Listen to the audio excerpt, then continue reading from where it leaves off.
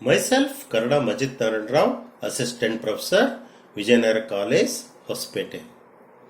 And now we shall discuss optical instruments. In that we shall understand cardinal points. What are cardinal points?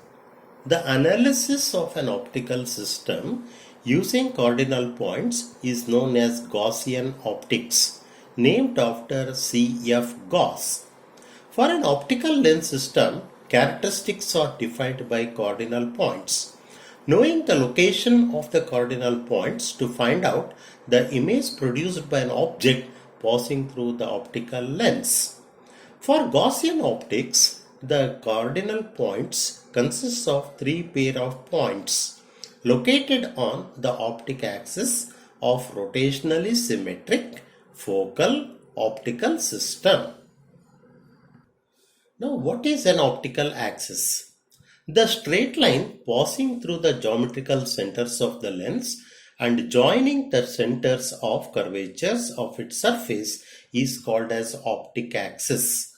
The straight line passing through the geometrical centers of a lens and joining the two centers of curvature of its surface is called optic axis. You are seeing that there are two lenses and this is the optic center, and the line that is passing through this optic centers is called as optical axis. This optical axis is also called as principal axis. And every optical system has 6 cardinal points, namely 2 focal points, 2 principal points and 2 nodal points. 2 focal points are primary and secondary focal points. 2 principal points are primary and secondary principal points. 2 nodal points are primary and secondary nodal points. Then what are focal points? The points at which the light rays arrive parallel to the optic axis are brought to a common focus on the optic axis is called focal point. The points at which light rays arrive parallel to the optic axis are brought to a common focus on the optic axis. The principal focal point, and it is represented as capital F. The rays diverging from this point for a system with a positive power before the refraction will emerge parallel to the optic axis after refraction. The rays converging to this point for a system with a negative power before refraction will emerge parallel to the optic axis after refraction. The secondary focal point is represented as F dash. The rays parallel to the optic axis before refraction will converge to or appear to diverge from this point after refraction. Here you are observing that the rays which are diverging from this point before refraction, after refraction, these refracted rays are held parallel to the optic axis. In the second figure, you are observing that the rays which are parallel to the optic axis before refraction, after refraction, these refracted rays converges to a point. This is called primary and this is said to be a secondary focal point respectively.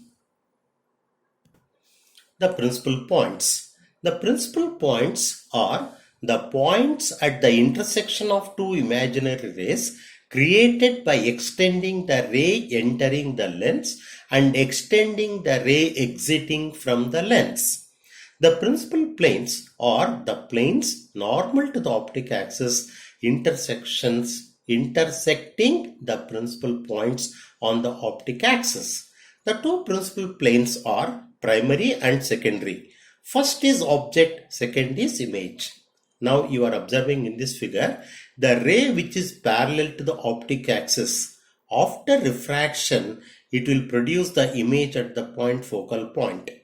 Now in the absence of this lens, this ray remains undeviated and it will meet at this point.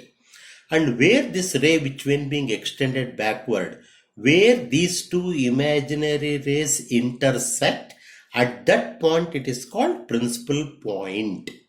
It is called principal point where two imaginary rays intersect. at a point is called principal point.